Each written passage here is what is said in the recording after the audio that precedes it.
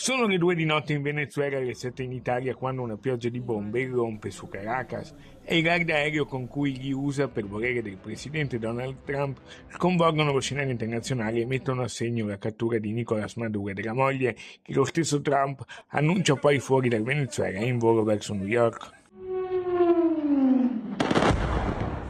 Che cosa?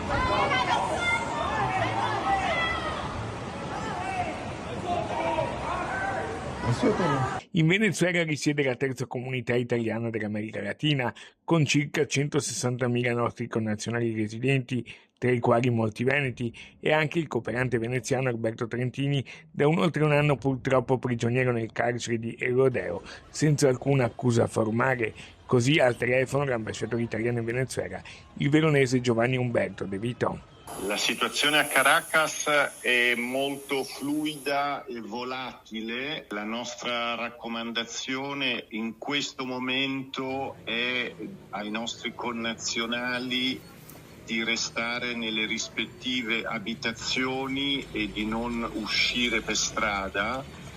Ovviamente la nostra priorità assoluta è l'incolumità e la sicurezza dei connazionali. Trentini intanto resta in carcere come tutti gli altri prigionieri politici, ma la situazione è in evoluzione. Il vicepremier Antonio Tajani, ministro agli esteri, ha garantito la massima attenzione per i nostri connazionali e al lavoro con tutta la Farnesina. Anche il presidente del Veneto Alberto Stefani ha parlato al telefono con il ministro Tajani e ha espresso l'auspicio che al più presto Alberto possa ricongiungersi con la sua famiglia e la sua terra. Lo aspettiamo, ha detto, in silenzio, mamma Armanda, operoso silenzio e preghiera.